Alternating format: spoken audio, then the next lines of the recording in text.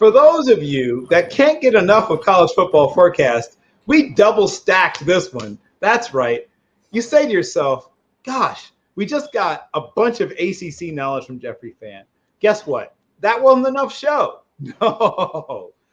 Now, I've never made a 30 under 30 list. I have a shot maybe at a 60 under 60 if I get hustling right away.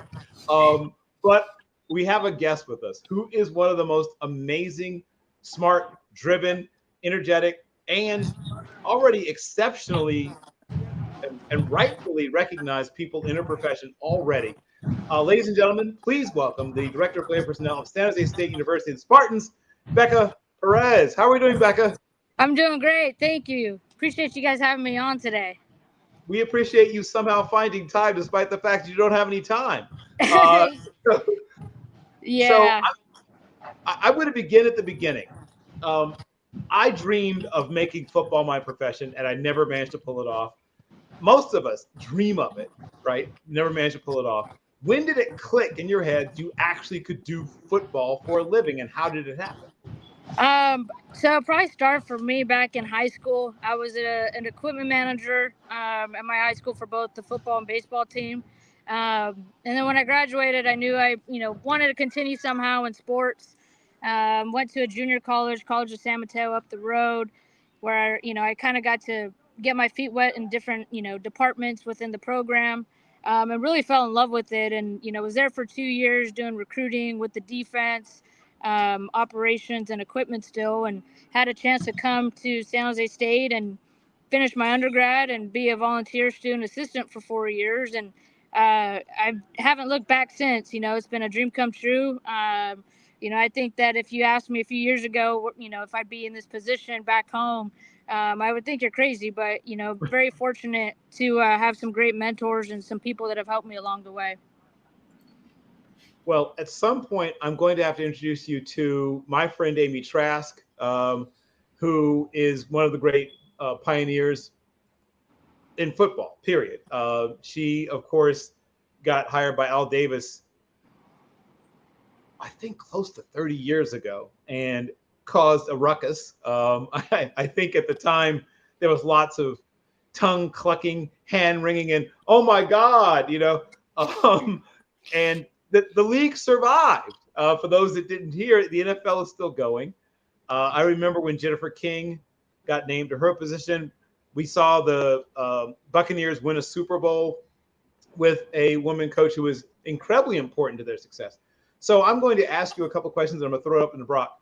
So obviously you get interviewed and asked the same questions over and over again. What's it like to be a woman in football? Blah, blah, blah, blah, blah.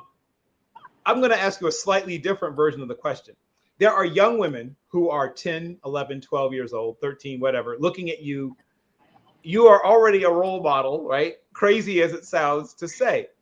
If you could give somebody who is essentially a younger version of you, looking at you, advice about how do you get from being told you can't do this, it's not possible, to doing it and shoving it in their faces, what would you say are the things you need to do to get to the position you're in? Yeah, and I, whenever I get asked something similar like this, I always talk about, for any young little girl, just never let anybody tell you no. That's the biggest thing for me, whether it's in sports or in a different, avenue. The biggest thing is just, keeping your head down and being a grinder. When I first got started in this, there weren't many women in football. And over the last, I would say 5 years, it's definitely, grown significantly, which is really cool to see. But, for any young little girl, just whatever it is that you're passionate about, don't ever let anybody tell you no, and just keep trying to, break doors down. Like I said, I was fortunate enough to have some great mentors, but some people along the way that, broke down barriers for me, like Jennifer King. There's a few of us that are in this, women's group. And so, we always help each other out, whether it's job opportunities that come open, and it could range from coaching to marketing within the NFL or in college. So, and just kind of clicking with the right people, that have a vested interest in you to help you along the way. Okay. I'm going to throw it open because I know Brock has some questions as well. And Brock is actually, at least in your general age demographic. So maybe you guys could, discuss Pokemon. I don't know. But Brock, what questions do you have for the amazing Beca Perez? Yeah.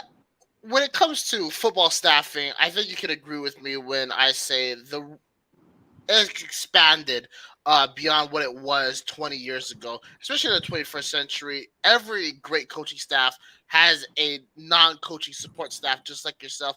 Could you talk about what your role is as a DPP and how does that affect football operations on a day-to-day basis? Yeah, so and I'm pretty fortunate here at San Jose State. I'm actually the only one in recruiting. I have a full-time volunteer intern, but other than that, it's just me. So when it comes to anything involving recruiting, whether it's evaluations, when recruits are on campus, to coaches travel and kind of picking where they're going to go, that's all, just corresponded by me.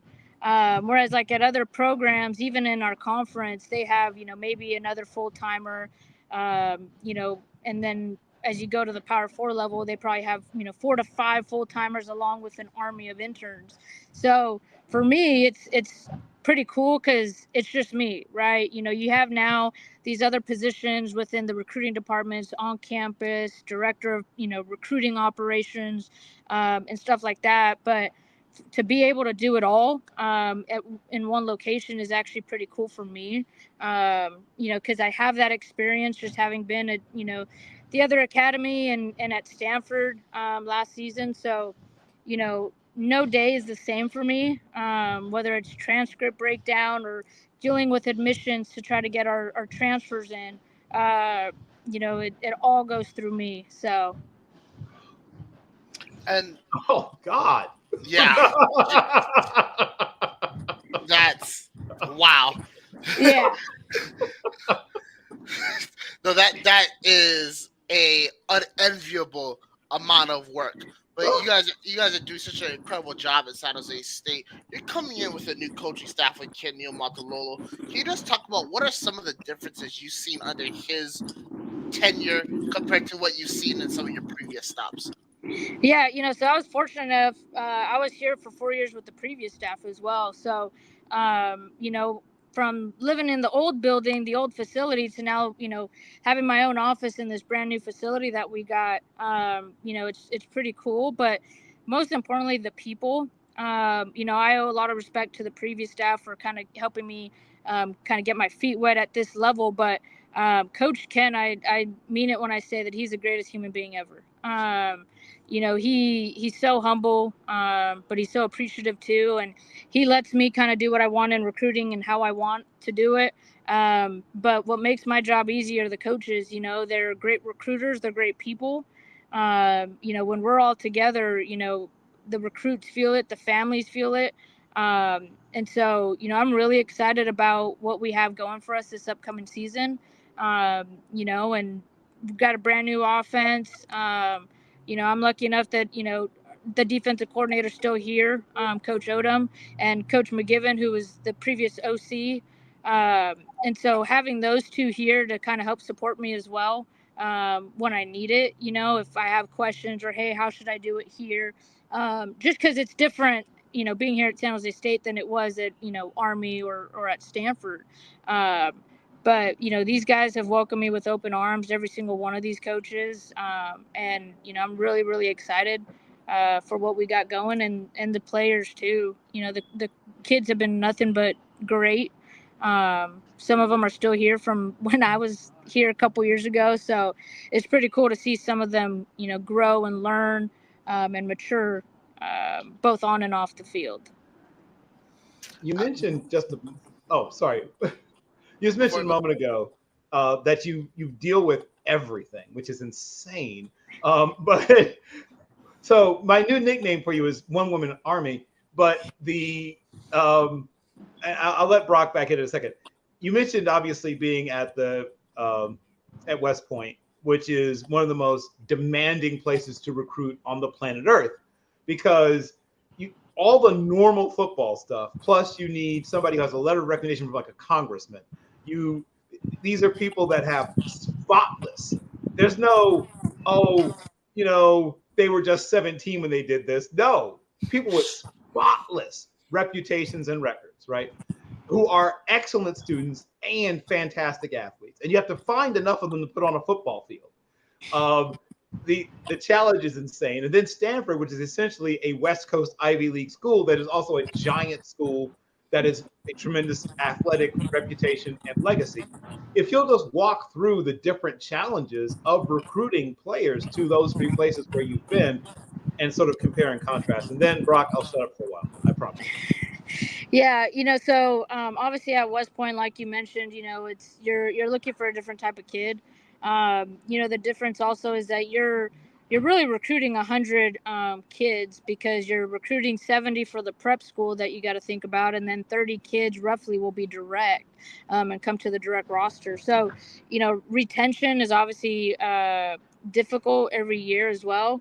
But you're offering and actively recruiting. At one point, I was sending graphics to 500 kids, whether it was from my phone or from our head coach's phone, because he wanted to send stuff to everybody.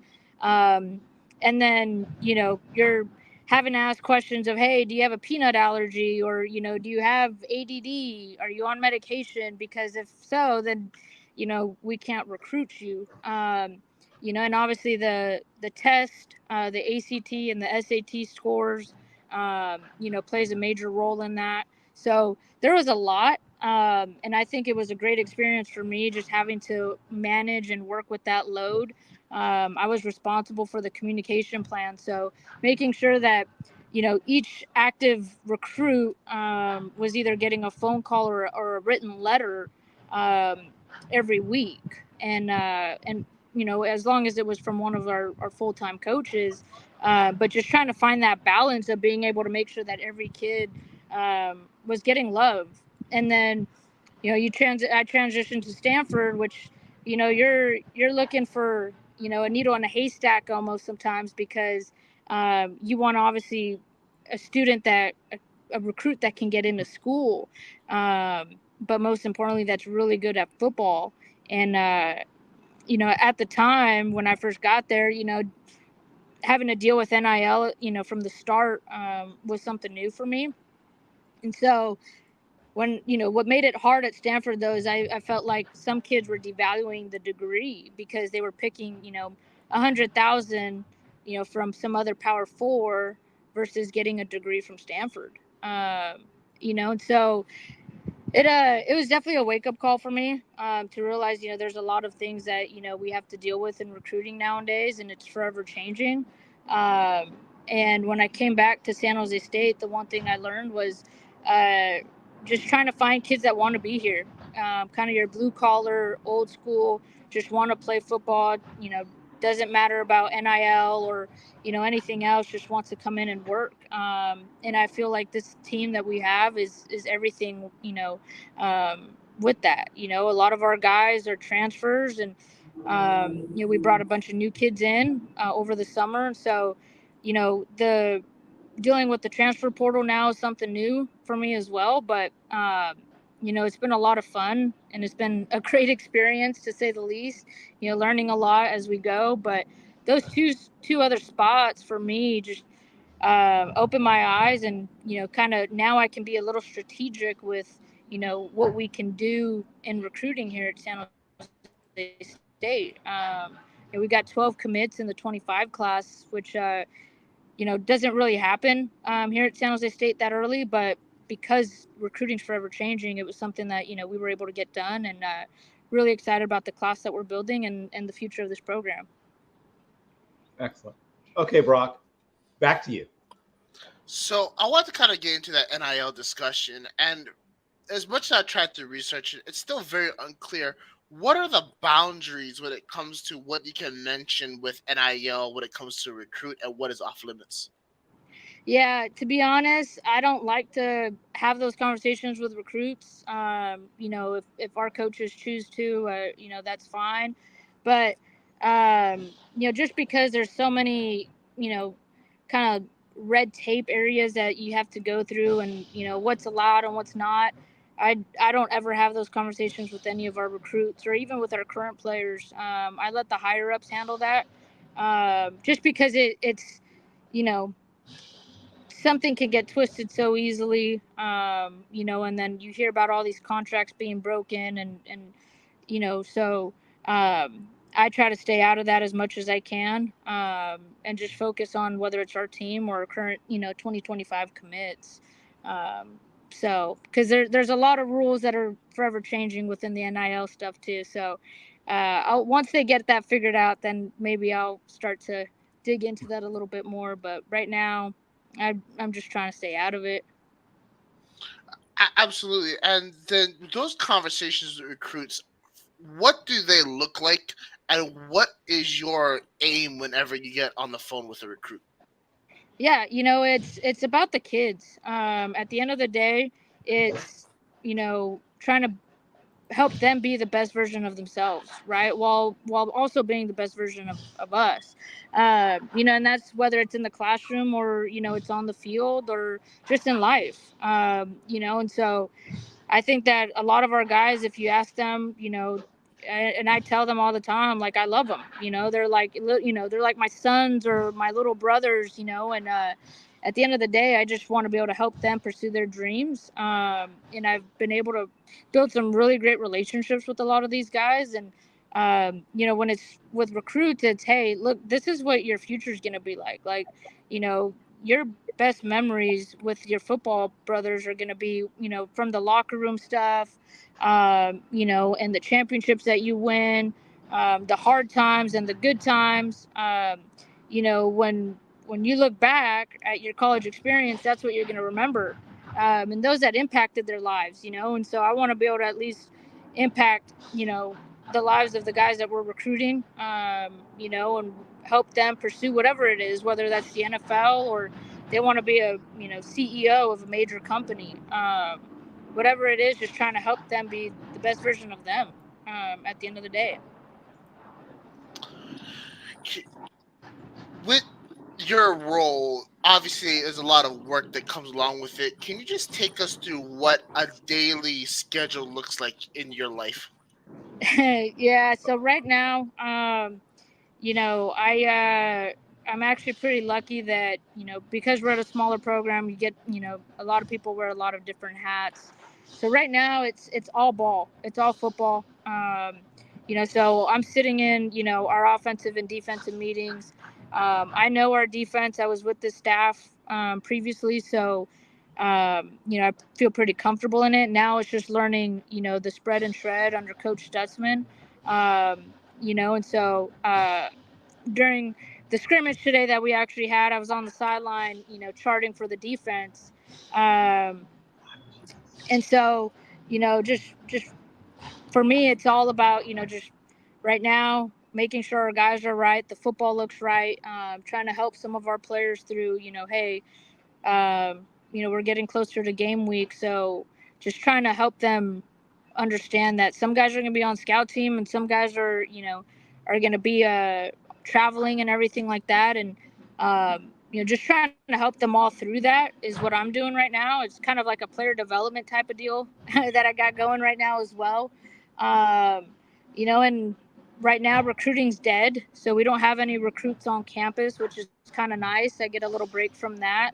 um, but just prepping for the season, you know, it's prepping for, okay, hey, what do we want to do on game days with recruits, or, you know, what do we want to, what events do we want to invite recruits to, throughout the year, and maybe even finding some official visit weekends. But you know, it's a lot right now. Kind of get to do a little bit of everything. And so but the nice part is that, you know, we get this month to just focus on football, kind of put recruiting to the side a little bit. You know, check in on our recruits and make sure that, you know, school's starting off well and sending them good luck graphics every week. But it's all just football, which I love. You know, I love this time of the year, because that's also what keeps me sane, to be honest. Uh, Absolutely. And I want to go at that to my final question, and that is, for any recruit that's watching right now, why should they commit to San Jose State? because they're gonna have fun. At the end of the day, with how much recruiting is changing, they just get to focus on football, and that's the nice part about San Jose State is, we don't have all the bells and whistles, which is fine. It's just, hey, we got, and that's all we need. We have each other, whether it's as coaches or as players, so they're gonna get, they're gonna get a second family. By coming to San Jose State, they're going to be able to get coached really well by some amazing coaches. They're going to learn how to become leaders by Coach Ken, and win a lot of games. But just have fun again. Like I said, that's the biggest thing. We all got into football at one point in time because it was fun, And with this NIL stuff and the portal, it's turning it into a business a little bit. But we're still pretty lucky that it's still a lot of fun, and we're not having to deal with it as much as some of the bigger programs are. And our guys are going to play, especially like you'll see during our scrimmages and during our our games, our D line especially, all those guys are going to play whether they're a walk on or not. Because that's just the grind of the position. But those are just some of the things that we're fortunate enough to have here. Is guys are going to play. All it takes is one snap, one bad play or something, and hey, next man up. Bill, I'll kick it over to you. Well, first of all, I know you hear this all the time, but you're an incredibly impressive person, Becca. When I hear all the stuff you're doing, it's like, oh, I'm also doing this. The mind just staggers when I think of your output of energy, mentally and physically. I'm surprised you aren't in the cold tub right now. I'm surprised you're in the recovery tub, just trying to get through this. I'll tell you, I do have a couple of questions that I'll fire at you real quick. So if somebody's trying to figure out how do I do this thing, get to where you're going in terms of skill sets or things you should learn, things you should major in, or things like that, what are the things that it takes to be successful in a field like yours, Becca? Yeah, to be honest, as I've gotten older and kind of just been, meeting different coaches and kind of talking to them about their different backgrounds as well, the one thing I realized is, I majored in communications, and I majored in communications because it was something that I was going to be able to, translate that into the football side of things, and that's learning how to communicate with different people. We're in the people business here in football, and so learning to deal with guys when they're at the highest level, or when they're at a low point in their life, and just trying to bring them up. So the other thing is, sometimes it doesn't always matter what you major in. It obviously helps if it's like sports management or something, but really it's the experience. And for me, it was when I was a volunteer here for 4 years. That's the best experience I had, because I had the mindset that I was full time, and I had to be there the same time the coaches were, whether it was 5 a.m. or 6 a.m. and drawing cards with the GAs at midnight. The week of games. So just having the experience is the biggest thing, and just learning how to grind. There's gonna be some bad times, but you got to go through it. Kind of your typical old school GA life a little bit. But it's forever changing, now with the new rules that anybody can really coach on the field. So a lot of that's going to get lost, but just having the work ethic and the grind mentality, for me, has been the biggest thing. Okay. And I know you're not allowed, or it's not right or whatever, to have a favorite recruit or favorite player. I get that, because they're all your little brothers, they're all your sons. I get that. But give me like a coolest or most surprising recruiting story, maybe like a player that you didn't think you had any chance of landing that you did land, or maybe a player that you didn't really think much of at first, but you kept watching and you kept watching, and then the more you watched, the more you began to believe in them. Something like that. Yeah. So the first story that actually comes to mind is a previous relationship, recruiting relationship. I was recruiting a kid here the last time I was here, and he ended up going to walk on at a Power 4. We had this offseason some positional needs, and he hopped in the portal, and we kind of just stayed in contact after that. And he actually ended up walking on here. And I told him, I go, look, I call him son, and some people, I might be a little biased or anything like that, but was fortunate enough, he worked his way up, and we were able to put him on scholarship after the spring. And so it's kind of an emotional moment, because it's like, we recruited him early on, kept the friendship, kept in contact. He would hit me up if he just needed some advice. And then I told him, hey, I just need you to promise me and just trust me that this is going to work out. Just be you, just come work and grind. And he did. And, now he's, competing for a starting job, and he's on scholarship. So to see that, look back at how that friendship started, and where we are now, it's pretty cool, because those are the ones that, you impact the most, and the ones that you remember forever. So. Excellent. My last question. Well, okay. Semi-last question. So I'm also going to be writing an article about you, Becca. So I'm going to be emailing you some more questions. I'm just warning you now, because I don't want to take up too much of your time right now. So they'll either be questions I didn't get to, or a more in-depth version of a question I did ask. But you mentioned the things you've learned that have allowed you to be successful. And you even talked about, if you're talking to some younger person, it sounds funny saying that to you, a younger person, but you already are at this place in your profession. And I know part of you is just trying to live in the moment, right? But there has to be a part of you that's also thinking about what's next. When you are preparing yourself, like, what things you still working on? What things you still trying to put into your box of skills, your toolkit, to prepare for whatever is next for you? What things you still trying to learn, and where you still trying to grow as a professional?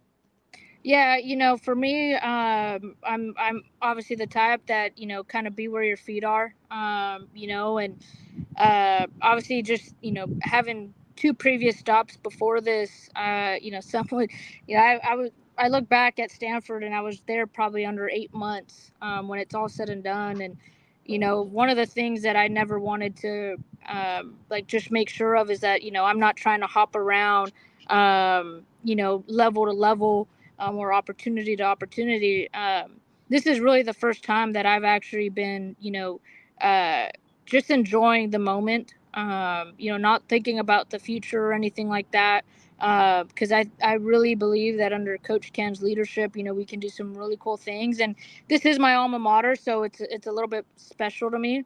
But I want to obviously, continue to help those, kind of pay it forward, for those that, come behind me. And, some of the things I'm working on, is just making sure, okay, hey, if it's evaluations, whether it's for the NFL stuff or anything like that, and just, being more sound with the football and the X's and O's, and being able to, understand the language, when talking with some of these coaches. And that way, when I have conversations with recruits, just, hey, this is what we see you as, this is how we want to utilize you, where I can have those same conversations with those guys.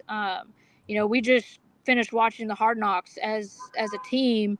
And so to kind of see, what the GM role is, they did the Hard Knocks off season with the Giants, and just being able to see that whole, perspective from the GM. One day, hopefully that could be me. Yes. But to be honest, I'm not in a rush to get there, because at the end of the day, like I said, it's about having fun, and just trying to be where my feet are, but make an impact on those guys that we have here on this team, and in this 25 class that we're building. So.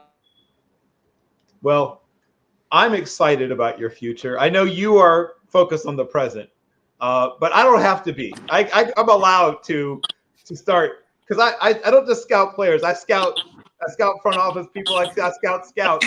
I've got a big old target around you. You're a 5-star in my book, Becca. Oh boy.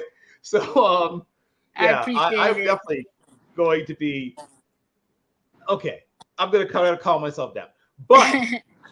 Look for a few more questions from me, and then I'll be writing an article. If you could also send I don't know, like an action shot of you doing some cool football thing. And that will be part of the article as well. But most importantly, I want to say this. You know that you are in a position that just a decade ago, people would have, you said yourself, you would, 5 years ago even, you would have said, somebody said you'll be doing this, you would have thought, that's crazy. You are part of changing not just this game, but I think our world for the better. So I thank you for having the grind, the courage, the willingness. And when I think about what your workday must be like, an off the charts level of energy. I don't know who's in charge of getting coffee for the San Jose State football program, but God help them. It is exciting. It is a privilege. It is a pleasure. So once again, your email box is going to getting about 12 to 15-ish questions from me, and all good. I will be following you this point forward. So okay, I do sort of have one more question. So how do you define success in your role? Obviously, you want to win football games, but it's not just that simple, I'm assuming. What else do you look for to define success in what you do?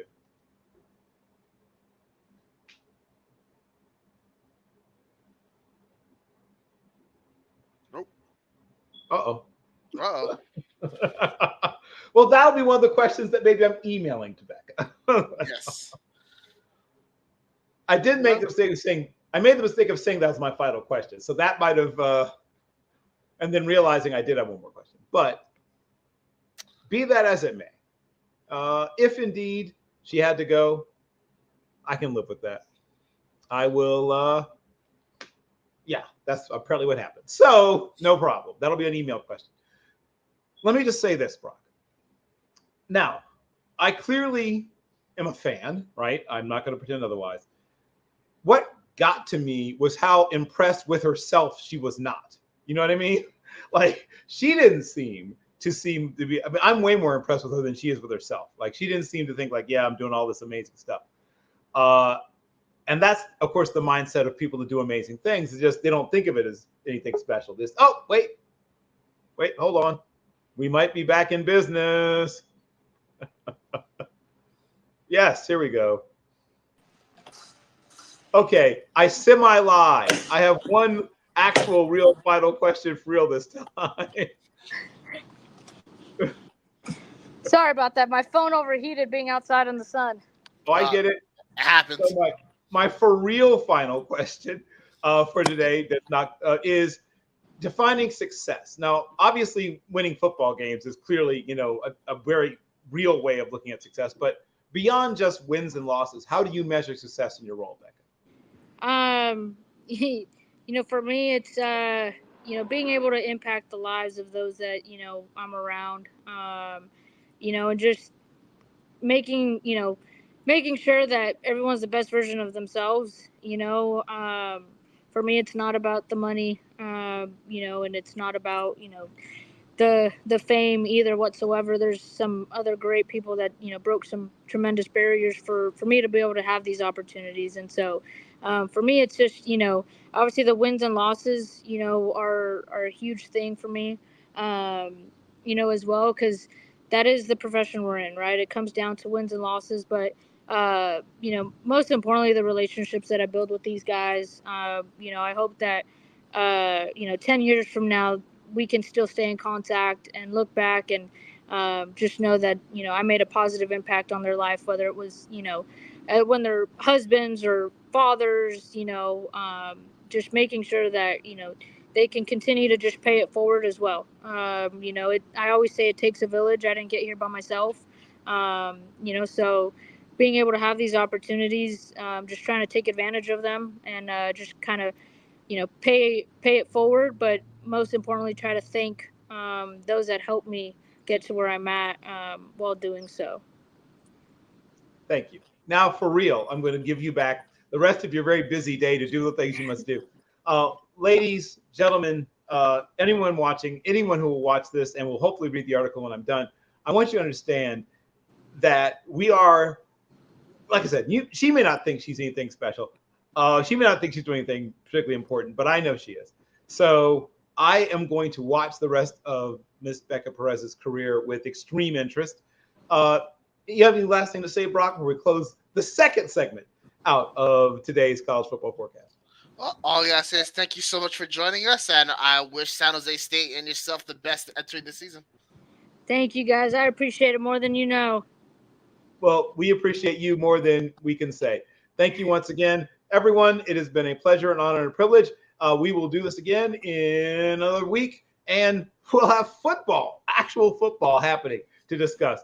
Once again, I thank you once again, Beca Perez, the Director of Player Personnel of San Jose State University, the Mighty Spartans, and you'll be getting some email questions from me very, very, very, very soon. Take very good care of yourself, young lady. Sounds good. Thank you, guys. You guys have a great one, too. Appreciate it. You too. We did it. We did it. 2-a-days. 2-a-days, Brock. 2-a-days. So I'm going to go, stretch and make sure I do a nice cool down so I don't pull something. But this was Hydrate. Indeed. Hydrate. Yes. Hydration also key. Hydration is also super, super key. Super, super, super key.